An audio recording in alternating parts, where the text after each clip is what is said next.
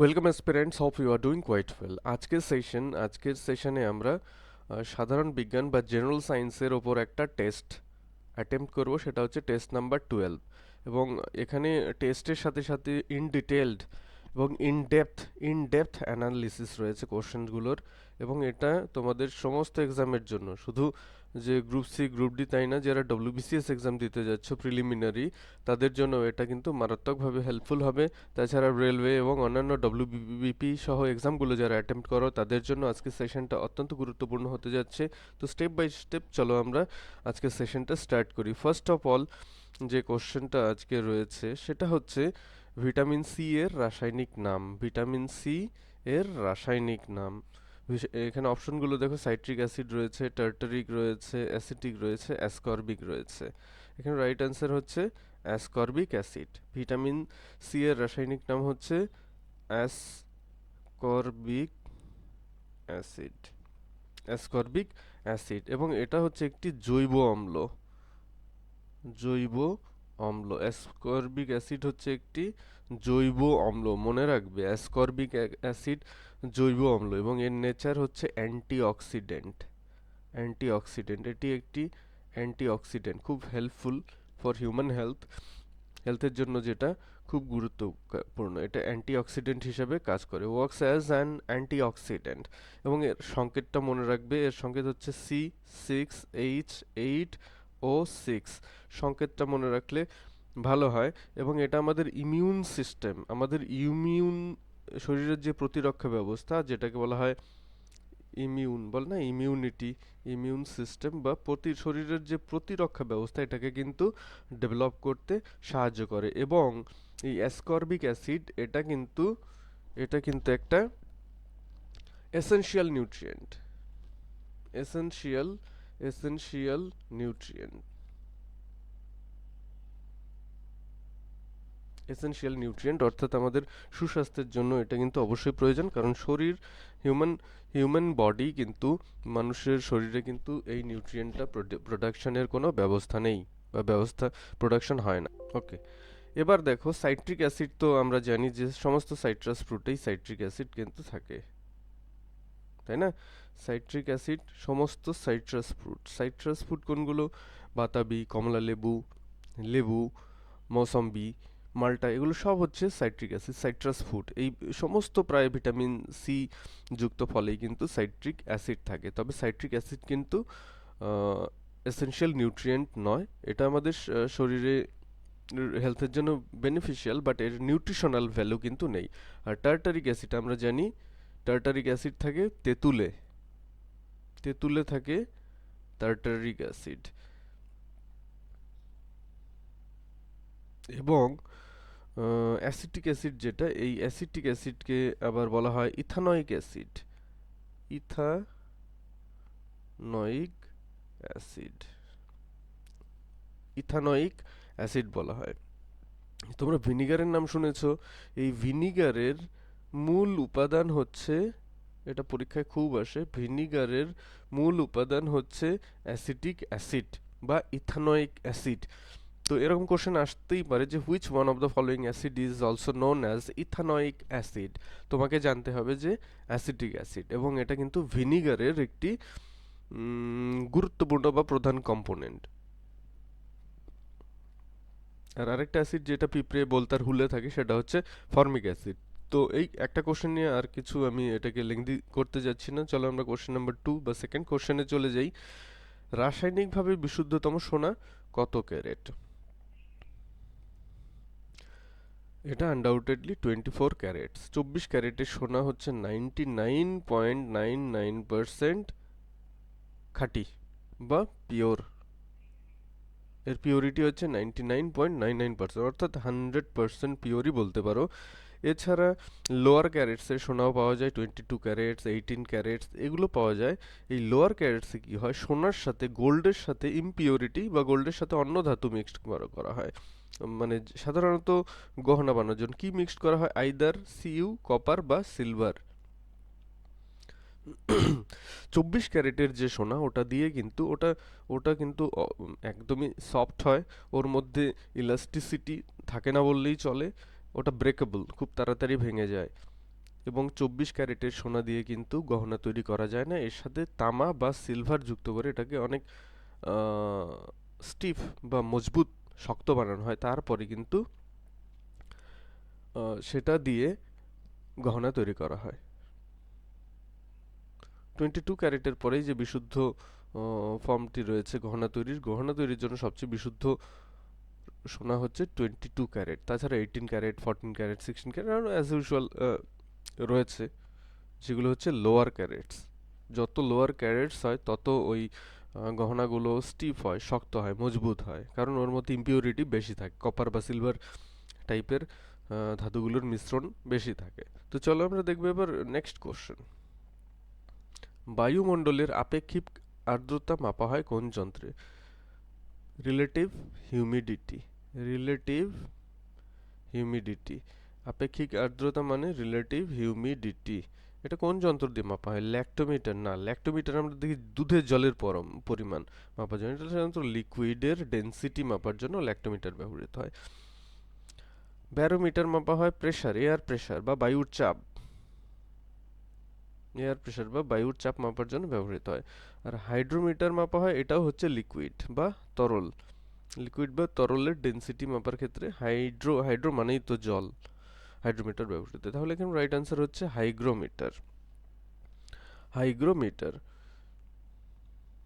ঠিক আছে, হাইগ্রোমিটার হচ্ছে এখানে রাইট আনসার। হাইগ্রোমিটারের সাহায্যে কিন্তু রিলেটিভ আপেক্ষিক আর্দ্রতা বায়ুমণ্ডলের আপেক্ষিক আর্দ্রতা মাপা হয়।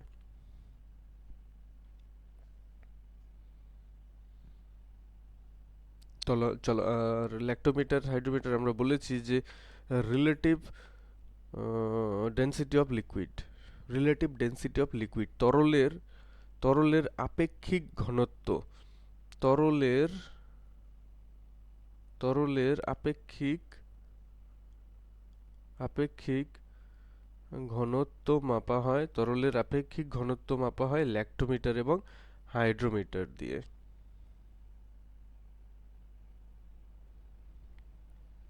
তো চলো আমরা নেক্সট কোশ্চেনে চলে যাব, কোশ্চেন নম্বর 4। নিচের কোনটি বিদ্যুতের সহজ সুপরিবাহী? আমরা জানি যে রূপো হচ্ছে বিদ্যুতের খুবই সুপরিবাহী। সো এখানে যে অপশনসগুলো রয়েছে তার মধ্যে রাইট অ্যান্সার হচ্ছে অপশন বি, সিলভার। সিলভার হচ্ছে বিদ্যুতের সহজ সুপরিবাহী। চলো আমরা কোশ্চেন নাম্বার 5-এ চলে যাই। নিচের কোনটি অ্যাসিড বৃষ্টির মূল কারণ? কার্বন মনোক্সাইড না, কার্বন ডাই অক্সাইড না, sulphur die oxide. Sulphur die oxide হচ্ছে অ্যাসিড বৃষ্টির মূল কারণ। শুধু সালফার ডাই অক্সাইড নয়, তার সাথে সাথে নাইট্রোজেন অক্সাইডস, এখানে এক্স দিলাম কেন, সে নাইট্রোজেন মনোক্সাইড হতে পারে, নাইট্রোজেন ডাই অক্সাইড হতে পারে, নাইট্রোজেন ট্রাই অক্সাইড হতে পারে। সো নাইট্রোজেনের সমস্ত অক্সাইডগুলোই বায়ুমণ্ডলের হাইড্রোজেনের সাথে বিক্রিয়া করে নাইট্রিক অ্যাসিড তৈরি করে এবং sulphur die oxide sulphuric acid তৈরি করে। এই জন্য বৃষ্টির জলে অ্যাসিডিক কন্টেন্ট বা অ্যাসিড কন্টেন্ট থাকে। এবং এই সালফার ডাই অক্সাইড বা নাইট্রোজেন ডাই অক্সাইড, যেগুলো সাধারণত ফসিল ফিউলস, জীবাশ্ম জ্বালানি, কয়লা, পেট্রোলিয়াম বা খনিজ তেল, এগুলো ফিউল বার্ন করলে এবং ভেহিক্যাল এমিশনস, যানবাহনের থেকে যে ধোঁয়া নির্গত হয়, যানবাহনের ধোঁয়া যানবাহনের যানবাহনের ধোঁয়া নির্গত হয়, সেখানে থাকে সালফার ডাই অক্সাইড। এই সালফার ডাই অক্সাইড অ্যাসিড রেইনের জন্য মোস্টলি রেসপন্সিবল। আমরা জানি সালফার ডাই অক্সাইড বায়ুমণ্ডলের হাইড্রোজেনের সাথে যুক্ত হয়ে তৈরি করে কি? সালফিউরিক অ্যাসিড, যার সংকেত হচ্ছে H2SO4। এবং নাইট্রোজেন ডাই অক্সাইড বা নাইট্রোজেনের অক্সাইডগুলো বায়ুমণ্ডলের সাথে যুক্ত হয়ে HNO3 অ্যাসিড তৈরি করে। তাছাড়া আরও কিছু জিনিস রয়েছে, যেমন জমিতে যে ফার্টিলাইজার বা সার হিসেবে অ্যামোনিয়াজাত সার, অ্যামোনিয়াম ফসফেট, সালফেট, এগুলো যেগুলো ব্যবহৃত হয়, সেখান থেকে NH3 গ্যাস নির্গত হয় এবং এই গ্যাসও বায়ুমণ্ডলের অক্সিজেনের সাথে ক্রিয়া করে nitric acid NO3 nitric acid তৈরি করে। এর ফলে বাতাসে কিন্তু সরি এর ফলে কিন্তু বৃষ্টির জলে অ্যাসিডিক কন্টেন্ট বা অ্যাসিড কন্টেন্ট থাকে। আর একটা জিনিস হচ্ছে অ্যানিমাল ওয়েস্ট বা গৃহস্থালী জন্তু জানোয়ারের যে ওয়েস্ট সেটা মলমূত্র হতে পারে, এগুলোতেও কিন্তু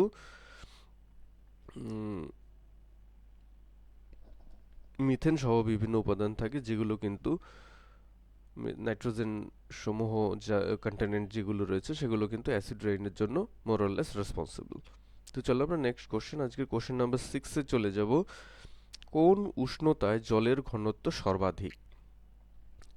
অপশনগুলো দেখো, 100 ডিগ্রি সেলসিয়াস না, না 50 ডিগ্রি সেলসিয়াস, 0 ডিগ্রি, অনেক রাইট অ্যান্সার হচ্ছে 4 ডিগ্রি সেলসিয়াস। 4 ডিগ্রি সেলসিয়াস যেটাকে ফারেনহাইট স্কেলে যদি আমরা এক্সপ্রেস করি 39.2 ডিগ্রি ফারেনহাইট, এটা মনে রাখবে কারণ অনেক সময় অপশনে কিন্তু সেলসিয়াস না দিয়ে ফারেনহাইট দিয়ে দিলে তখন আবার আবার আমরা জানি 3 রকম স্কেল রয়েছে, আরেকটা রয়েছে কেলভিন স্কেল, ওখানে ওই হিসাবে 277 কেলভিন এই টেম্পারেচারে, অর্থাৎ 4 ডিগ্রি সেলসিয়াস বা 39.2 ডিগ্রি সেলসিয়াস বা 277 কেলভিন এই টেম্পারেচারে জলের ঘনত্ব হয় সর্বাধিক, এবং এই সময় ডেন্সিটি থাকে, ঘনত্ব থাকে 1 গ্রাম প্রতি ঘনসেমিতে, প্রতি ঘনসেমিতে 1 গ্রাম, প্রতি প্রতি ঘনসেমিতে 1 গ্রাম জলের ঘনত্ব থাকে এই 4 ডিগ্রি সেলসিয়াস টেম্পারেচারে, এটা কিন্তু মনে রাখবে। চলো আমরা নেক্সট কোশ্চেনে চলে যাব। নেক্সট কোশ্চেন নাম্বার 7, নিচের কোন শব্দের গতিবেগ সর্বাধিক? নিচের কোন মাধ্যমে শব্দের গতিবেগ সর্বাধিক? আমরা জানি যে ধাতব বা সলিড কঠিন মাধ্যমে সবচেয়ে বেশি, এরপরে কমতে থাকে গ্যাসীয় মাধ্যমে, কঠিন, তারপরে আসবে তরল, তারপরে আসবে গ্যাসীয়, তারপরে আসবে কি বায়ুশূন্য মাধ্যম। কঠিন মাধ্যমে শব্দের গতিবেগ সবচেয়ে বেশি, তার চেয়ে কম হচ্ছে তরলে, তার চেয়ে কম হচ্ছে গ্যাসীয় বা বাতাসে, এবং বায়ুশূন্য মাধ্যমে শব্দের কোনো গতিবেগ নেই, শব্দ চলতে পারে না। এই বায়ুশূন্যকেই বলা হয় ভ্যাকিউম। তো যদি এখানে থাকতো কোন মাধ্যমে শব্দের গতিবেগ সর্বনিম্ন, তাহলে অবশ্যই অ্যান্সার হতো ভ্যাকিউম। কিন্তু এখানে রয়েছে কোন মাধ্যমে শব্দের গতিবেগ সর্বাধিক, আমরা জানি কঠিন সর্বাধিক, এখানে জল বায়ুর মধ্যে কঠিন হচ্ছে লোহা, সো রাইট অ্যান্সার ইজ লোহা। ওকে, এখানে একটা ছোট্ট ইনফরমেশন মনে রাখতে হবে যে আমরা জানি যে এখানে বায়ু মাধ্যমে শব্দের গতিবেগ হচ্ছে 343 মিটার পার সেকেন্ড, 343 মিটার প্রতি সেকেন্ডে, এটা হচ্ছে বায়ুতে। আর ধাতব মাধ্যম সেটা লোহা, স্টিল বা অ্যালুমিনিয়ামে, এখানে গতিবেগ হয় 5,000 থেকে 6,400 মিটার পার সেকেন্ড। লোহাতে বা ধাতব মাধ্যমে বা সাধারণত এটা আমি যেটা বললাম অ্যালুমিনিয়াম, স্টিল 5,000 থেকে 6,400, এই স্টিফ যে মেটালগুলো রয়েছে সেখানে শব্দের গতিবেগ হচ্ছে 5,000 থেকে 6,400 মিটার পার সেকেন্ড। ভ্যাকিউমে তো জিরো হয়ে যায়, কারণ ভ্যাকিউমে শব্দ চলতে পারে না। বায়ুতে বা গ্যাসে, এটা গ্যাসেও বলতে পারো, গ্যাসে 343 মিটার পার সেকেন্ড হয়, আর জলে হয় 1500 মিটার পার সেকেন্ড। জলে অ্যাভারেজ প্রায় 1500 মিটার পার সেকেন্ড, সেকেন্ডে 1500 মিটার বেগে জল মাধ্যমে অর্থাৎ তরল মাধ্যমে কিন্তু শব্দ পরিবাহিত হয়। চলো আমরা এবার নেক্সট কোশ্চেন দেখব, নিচের কোনটি বায়ু দূষণের জন্য সর্বাধিক দায়ী? দ্য মোস্ট রেসপন্সিবল, সবচেয়ে বেশি দায়ী বায়ু দূষণের জন্য। সালফার ডাই অক্সাইড দায়ী, তবে মোস্টলি বলা যায় না। কার্বন মনোক্সাইড কেন এটা সর্বাধিক দায়ী সেটা আমি বলবো, কারণ মানুষের মৃত্যু হয়ে যায় সহজেই এই কার্বন মনোক্সাইডের ইনফিউশনের কারণে। এখানে মনে রাখতে হবে যে কার্বন মনোক্সাইড আমাদের রক্তে অক্সিজেনের মাত্রা কমিয়ে দেয়, অক্সিজেন কন্টেন্ট রিডিউস করে দেয়, হঠাৎ করে অক্সিজেনের কন্টেন্ট কমিয়ে দেয়, এবং হিমোগ্লোবিনের সাথে বিক্রিয়া করে কার্বক্সি